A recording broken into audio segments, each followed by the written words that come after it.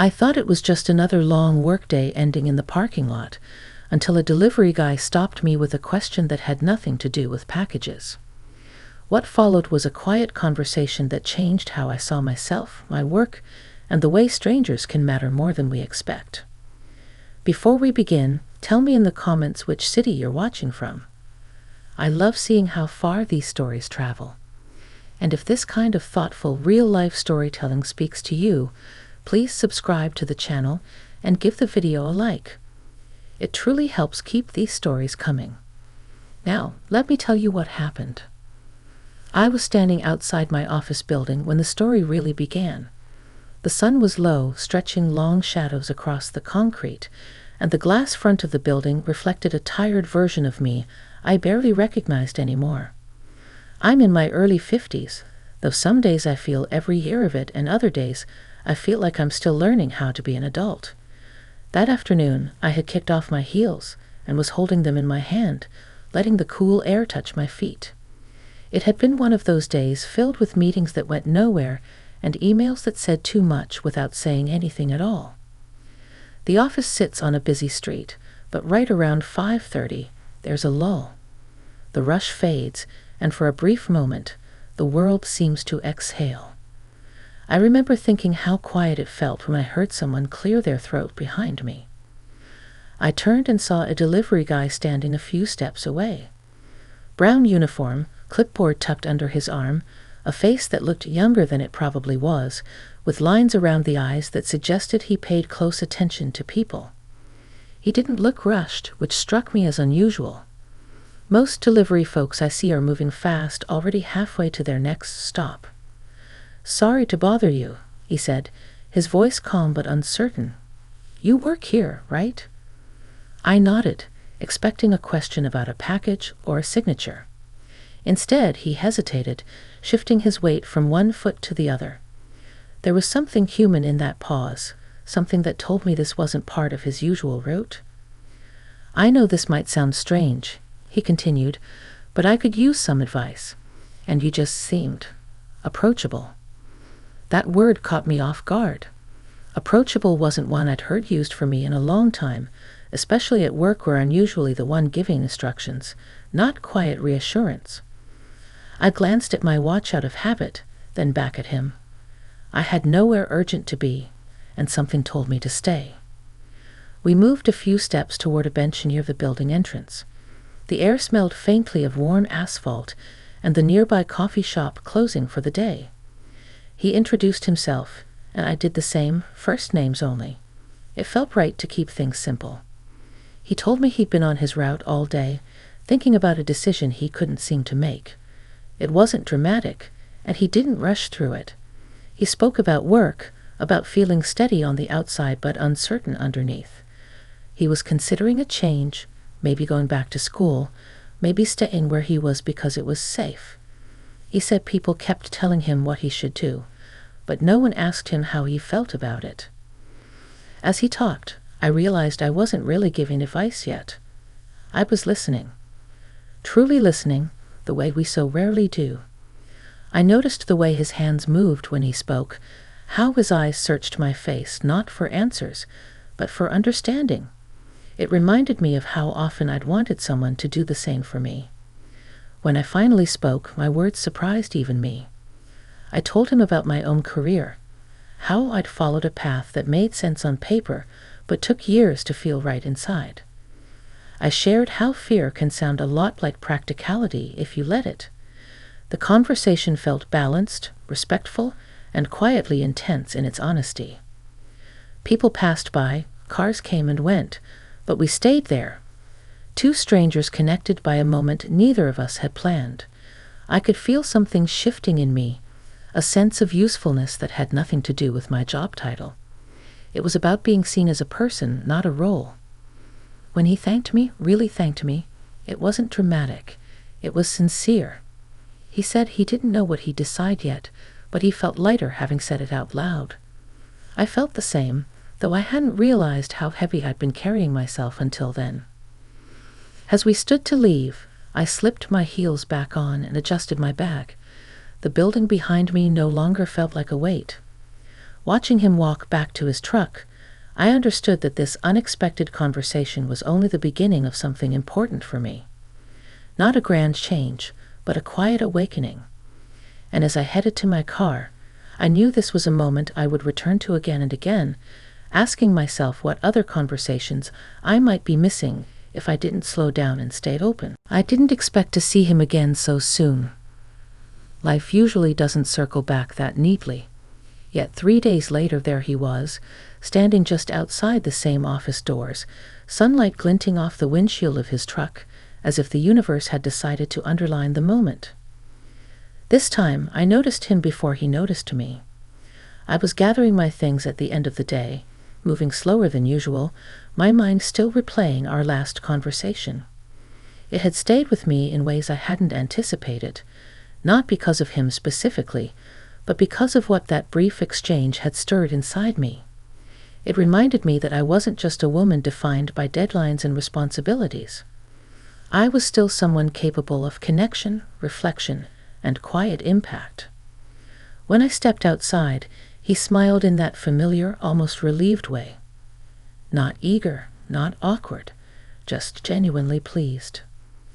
"I hope you might come out around now," he said. "I didn't want to interrupt your workday." That consideration mattered more than he probably realized. We walked a little farther from the entrance this time, toward a row of trees that offered shade and a sense of privacy without secrecy. The hum of traffic blended into the background, and leaves rustled softly overhead. He told me he'd thought a lot about what we talked about fear sounding like practicality, about how easy it is to mistake comfort for contentment. He hadn't made any big decisions yet, but he'd started asking himself better questions, ones that didn't come with easy answers. Listening to him, I felt something open in me. I began sharing more of my own story, pieces I rarely spoke aloud. How I'd once imagined a very different life. How responsibilities accumulated quietly, one sensible choice at a time, until I looked up one day and wondered when I'd stopped choosing at all.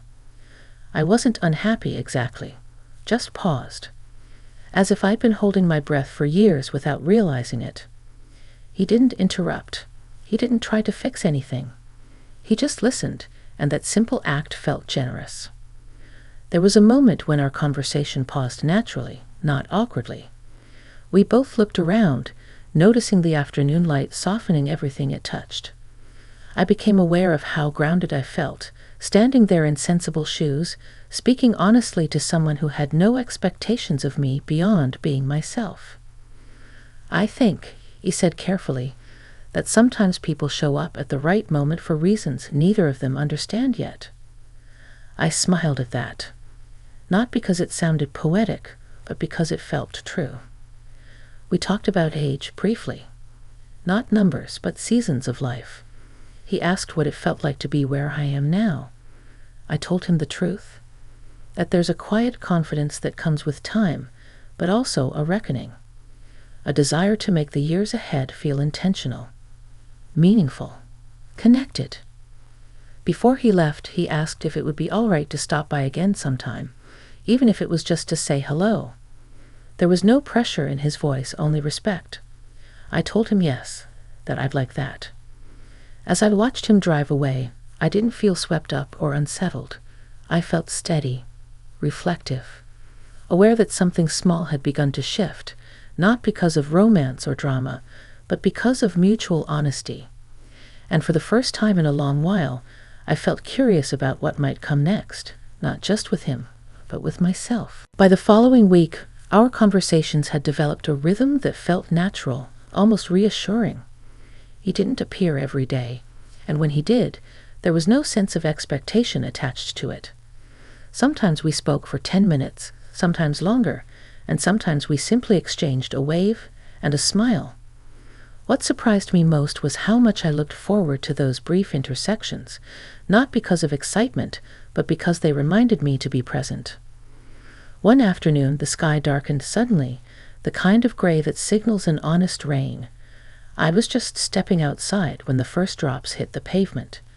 He was there already, leaning against the side of his truck, looking up as if measuring the weather's intentions. When he saw me, he laughed softly and shook his head. "Looks like we're both caught," he said. We took shelter under the awning near the entrance.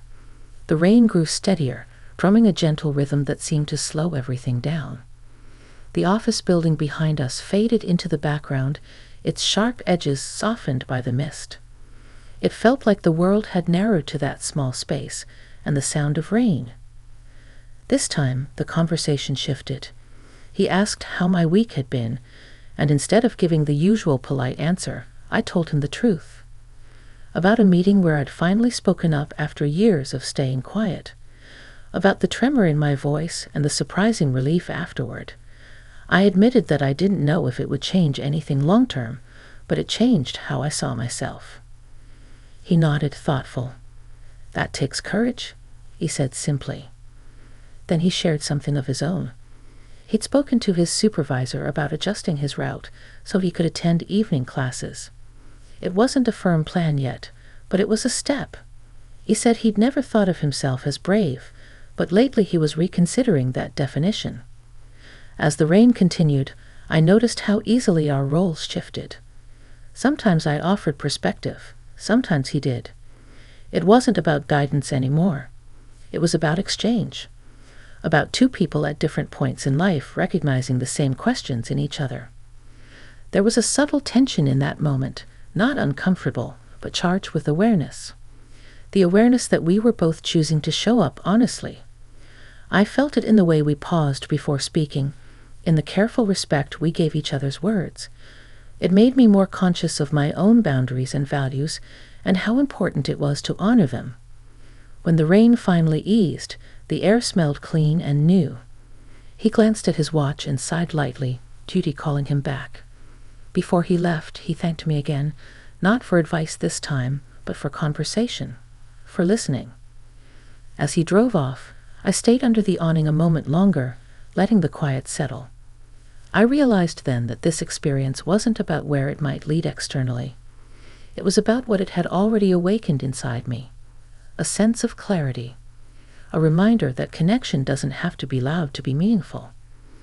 I walked to my car with a calm I hadn't felt in years, knowing that whatever came next, I was more awake to my own life than I'd been in a very long time. The last time I saw him, it wasn't planned, and somehow that made it feel right.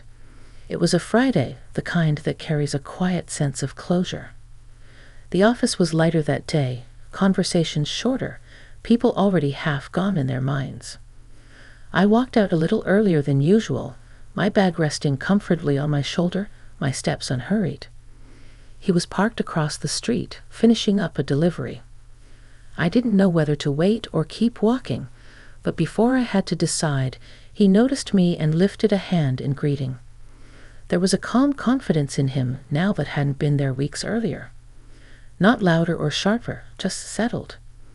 We stood near the curb, the late afternoon sun warming everything it touched.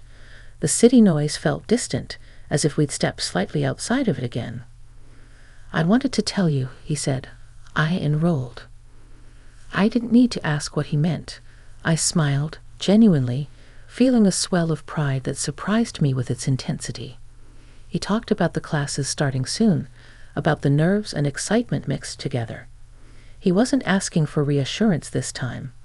He was sharing a milestone. In return, I told him about a decision I'd made of my own. Nothing dramatic. I'd requested a shift in my role at work, something that aligned more closely with the parts of the job that gave me energy instead of draining it. It wasn't a reinvention, but it was a correction. A choice made consciously, not out of habit.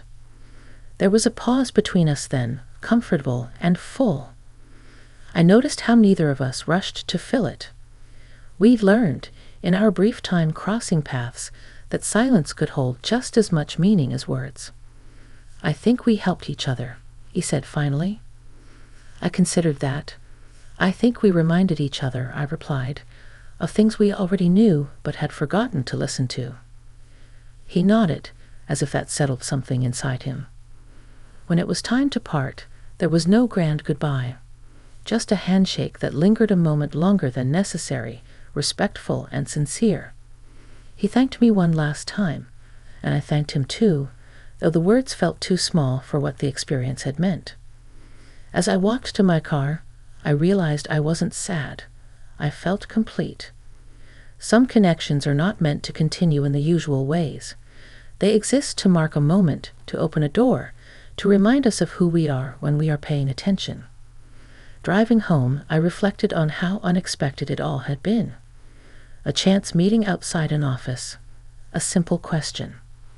And yet, it had led me back to myself, to a version of me that listens, that speaks honestly, that understands growth doesn't always come from big changes, but from quiet, respectful exchanges that leave us better than they found us. I still think of him sometimes when I leave work in the evenings, not with longing, but with gratitude.